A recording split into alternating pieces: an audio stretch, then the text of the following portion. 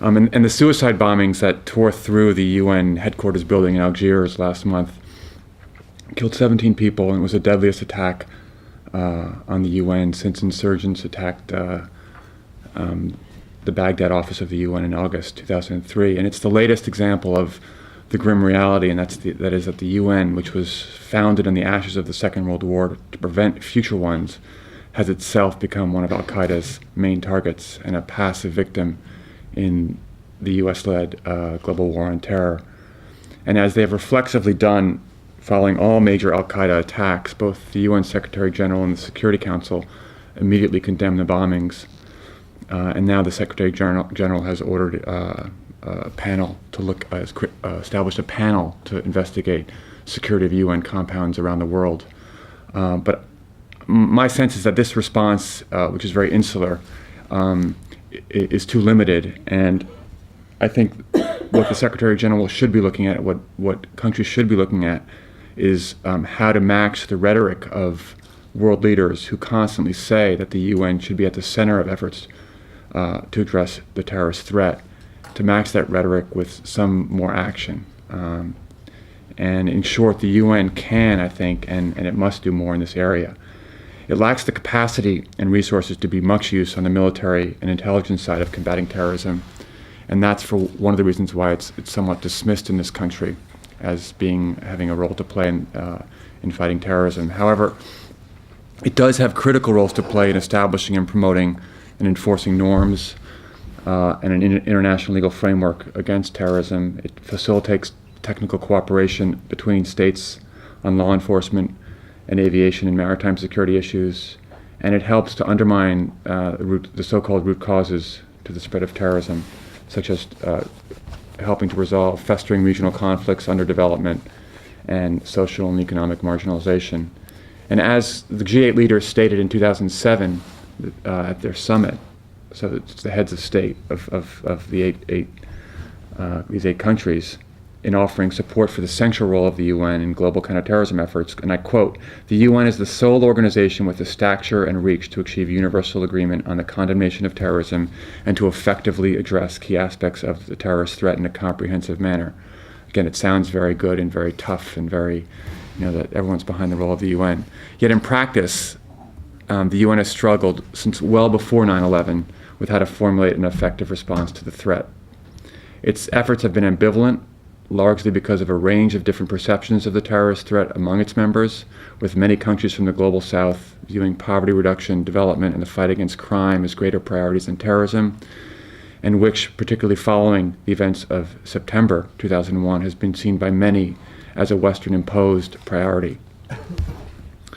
On the one hand, however, as I've mentioned, it has set norms, it has established a broad legal framework through the adoption of 16 international treaties relate to terrorism.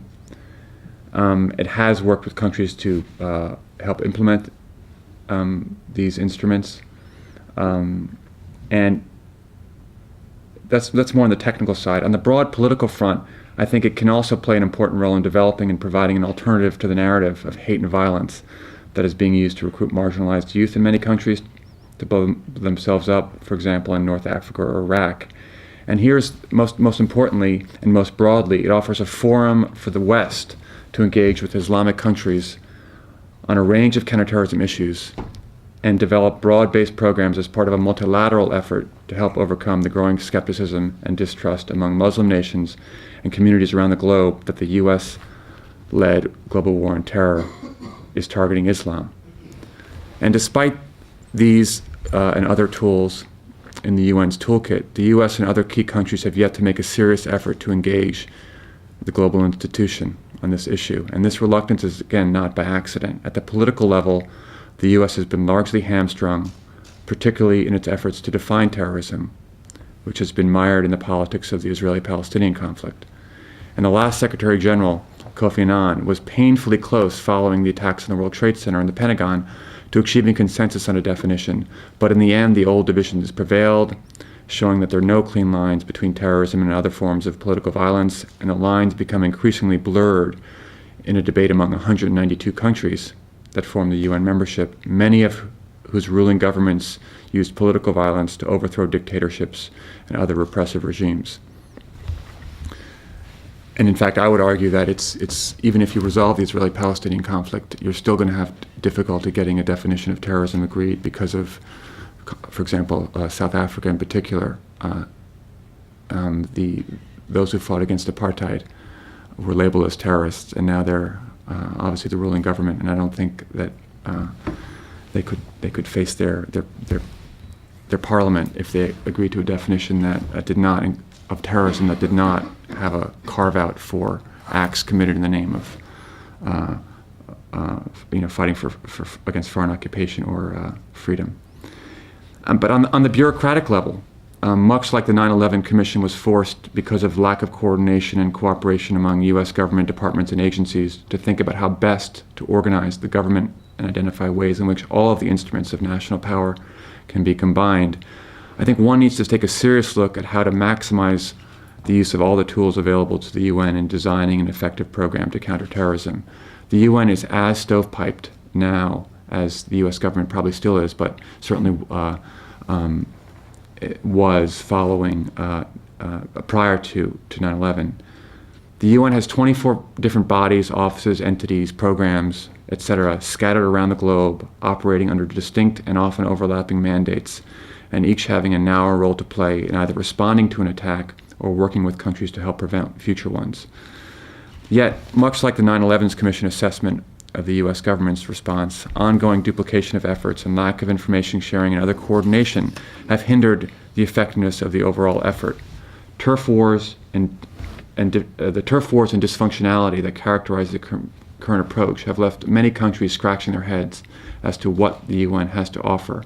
They just can't figure it out. It's incoherent from the outside. And unless more attention is paid to getting the UN's house in order on this issue, the UN will not be able to ever match its rhetoric on combating terrorism with effective action. And I'm going to focus the rest of my remarks on these institutional questions and argue for a broader-based UN-led response, both at the normative and institutional levels, and highlight the fact that this will be difficult to achieve so long as the 15-member Security Council, with its various counterterrorism bodies and committees and expert groups, continues to be the leading institutional actor within the UN and the leading multilateral actor in the world. And you might think this is rather, institutions, what about the fight against terrorism, and what about, actual concrete programs and activity? And I would argue that the UN is basically it's all about process and institutions in the UN, and the ability of the system to deliver on substance depends on getting the process right and depends on getting the institutions right. And if they're not right, then I think it's an uphill battle, and right now they're not adequately arranged.